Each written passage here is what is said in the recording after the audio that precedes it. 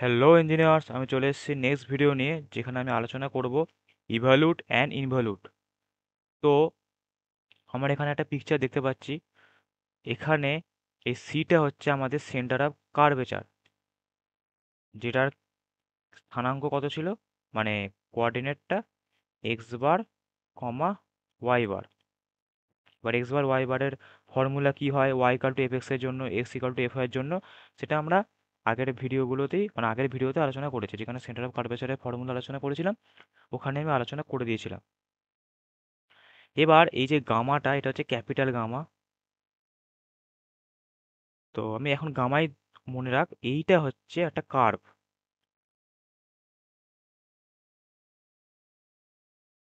সিটা হচ্ছে centre of curvature.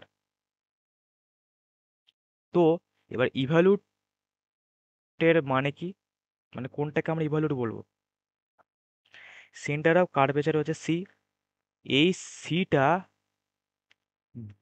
নিশ্চয়ই কোনো একটা কার্ভ দিয়ে পাস করেছে। সেটা স্ট্রেট লাইন হতে পারে, মানে এরকম স্ট্রেট লাইন হতে পারে, যে স্ট্রেট লাইন দিয়ে পাস করেছে। অথবা কোন একটা এরকম নর্মাল কার্ভ হতে পারে, এরকম টাইপের, সেটাও হতে পারে। অথবা কোন একটা সার্কেল দিয়ে পাস করেছে। একটা সার্কেলও কার্ভের মধ্যে পড়ে। যে কোনো কার্ভের একটা ইকুয়েশন হয়, তো সার্কেলেরও তো একটা ইকুয়েশন হয়, স্ট্রেট লাইনেরও একটা ইকুয়েশন হয়। তো সেগুলোকে সবই আমি কার্ভের মধ্যে ধরতে পারি। কার্ভ কোনগুলো যাদের ইকুয়েশন হয়। তো সার্কেলও হতে পারে। তারা কি কি দিলাম, সার্কেল হতে পারে, র্যান্ডম যে কোনো কার্ভ হতে পারে, হিজিবিজি লাইন, অথবা কোনো স্ট্রেট লাইন হতে পারে। যে কোনো কিছু কার্ভ হতে পারে যেখান দিয়ে সিটা পাস করেছে, মানে সেন্টার অফ কার্ভেচার পাস করেছে, মানে যার ওপর সিটা অবস্থিত, যার ওপর সিটা অবস্থিত। মানে ইংলিশে কি হবে, দ্য লোকাস অফ সি। যে কার্ভের ওপর সিটা অবস্থিত। এবার কার্ভটা স্ট্রেট লাইন হতে পারে, সার্কেল হতে পারে, যে কোনো কার্ভ হতে পারে। তাই ওই লোকাস অফ সি যেটা, মানে আমি সামথিং একটা কার্ভ আঁকছি। এই যে ধর এই কার্ভটা এর ওপর অবস্থিত আছে সি, মানে সেন্টার অফ কার্ভেচার। তাই এই যে কার্ভের ইকুয়েশনটা, এটাকে আমি এরকম ধরছি, গামা ওয়ান। এটা হচ্ছে গামা, এটা হচ্ছে গামা ওয়ান। এটা বেঁকে গেল, ঠিক করে দিচ্ছি আমি। তো এরকম যে ছোট্ট দাগ থাকে, এই এরকম আর কি। যেমন এখানে আছে, এটা হচ্ছে গামা, আর এটা হচ্ছে গামা ওয়ান। তো গামা ওয়ান হচ্ছে ইভলিউট অফ,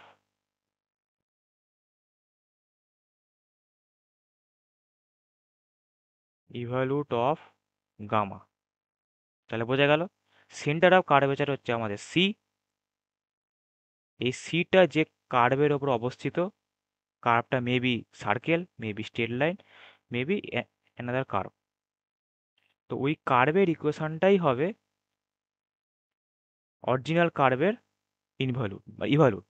তাহলে কি বুঝলাম, সেন্টার অফ কার্ভেচার যে কার্ভের ওপর অবস্থিত, মানে ইংলিশে দ্য লোকাস অফ সি, তার যে ইকুয়েশন গামা ওয়ান, সেটা হচ্ছে পুরনো যে কার্ভ গামা, তার ইনভলিউট, ইভলিউট, তার ইভলিউট। এবার ভাইসা ভার্সাটা কি হবে, গামা হলো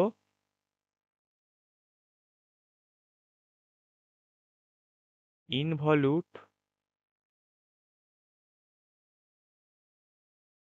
অফ গামা ওয়ান। তাহলে বোঝা গেল,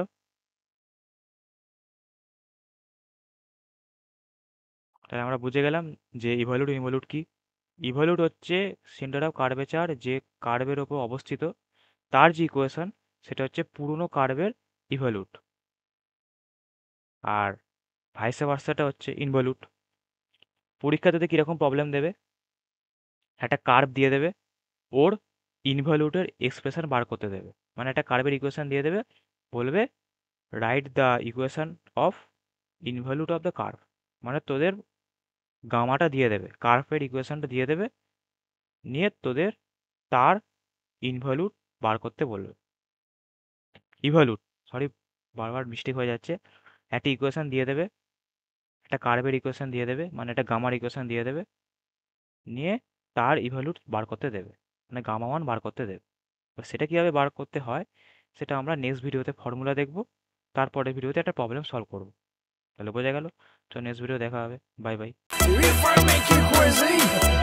Just take it easy.